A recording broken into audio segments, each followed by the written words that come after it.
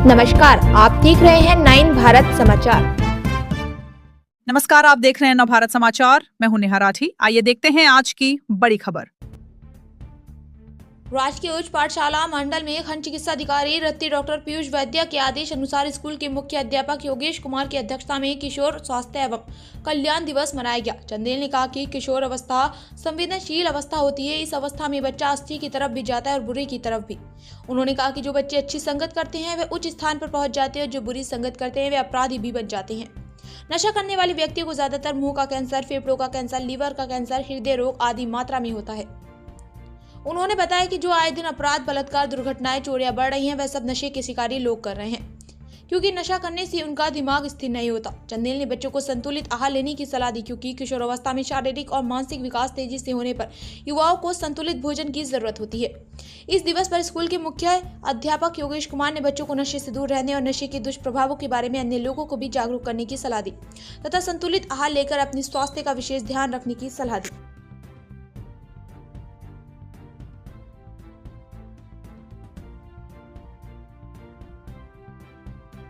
का है, शराब का है, चिट्टे का है, अफीम का है, या टेबलेट के माध्यम से नशा करने की बात हो या इंजेक्शन के माध्यम से नशा करने की बात हो, ये सर्वे भी पाया गया है कि आज के जो युवा अवस्था के एडोलेसेंट एज से लेके युवा अवस्था, एडोलेसेंट एज कौन सी हुई? 10 साल से 19 साल की जो अवस्था होती है उसे हम एडोलेसेंट एज बोलते हैं, और 19 साल से 24 साल की जो एज ग्रुप होता है उसको हम युवा अवस्था बोलते हैं। 80% 100 में से 80 ऐसे लड़के और लड़कियां हैं जो किसी न किसी प्रकार का नशा कर रहे हैं।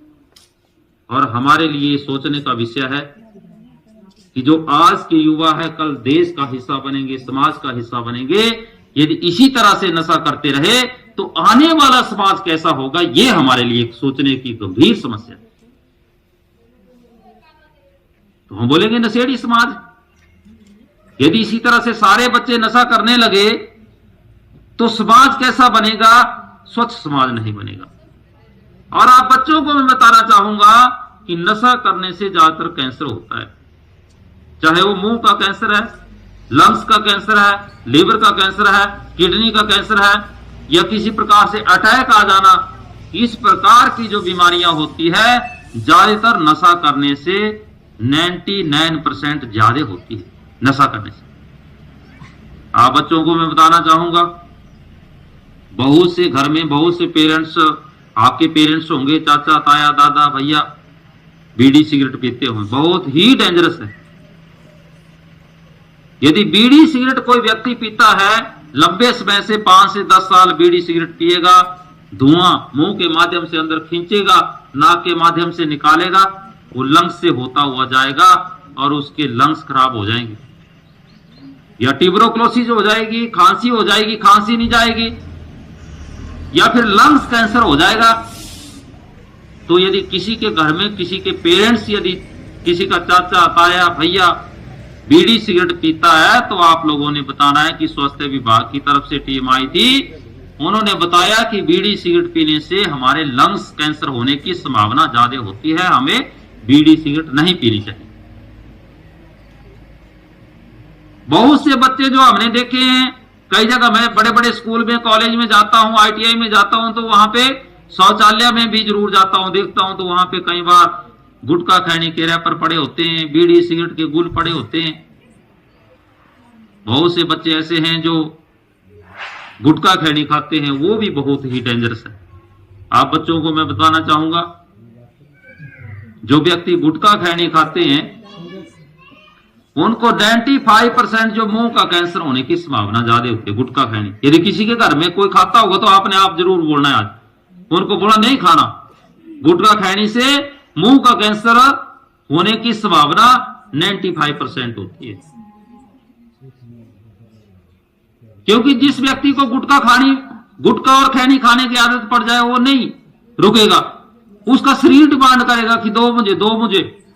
परंतु कई बार क्या होता है कि मुंह में छाले पड़ जाते हैं। मुंह में छाले तो ऐसे भी पड़ जाते हैं, किसी भी इंसान के मुंह में छाले पड़ सकते हैं। जब विटामिन बी कॉम्प्लेक्स की कमी हो जाए तो मुंह में छाले पड़ सकते हैं। आप डॉक्टर के पास जाएंगे, डॉक्टर बोलेंगे पानी ज्यादा पियो, बी कॉम्प्लेक्स खाओ, बीकासूल खाओ, और आप ठीक हो जाएंगे भी।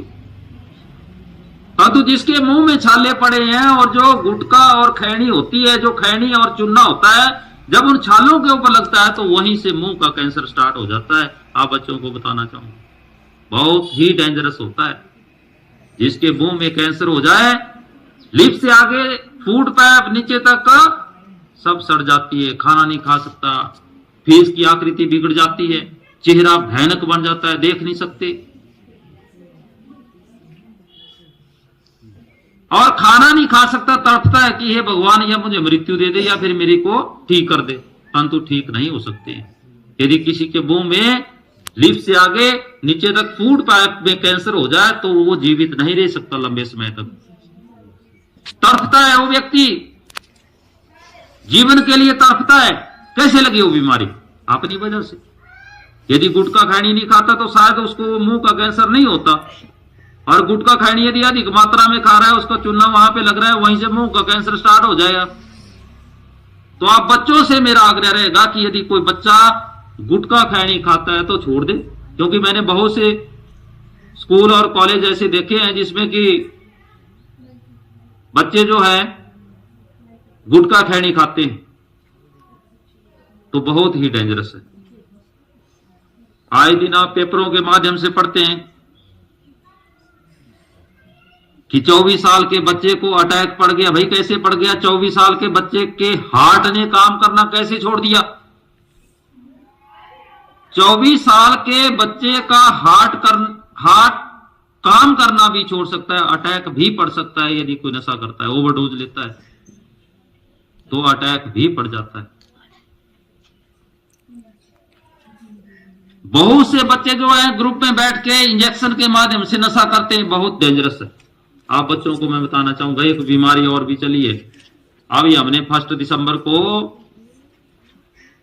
HIV एड्स डे मनाया, स्कूलों में, कॉलेज में, ग्रामीण क्षेत्र में, शहरी क्षेत्र में। जो HIV एड्स की जो बीमारी है, एक ऐसी बीमारी है, यदि हम एक टाइप क्या है उसमें, यदि हमने एक या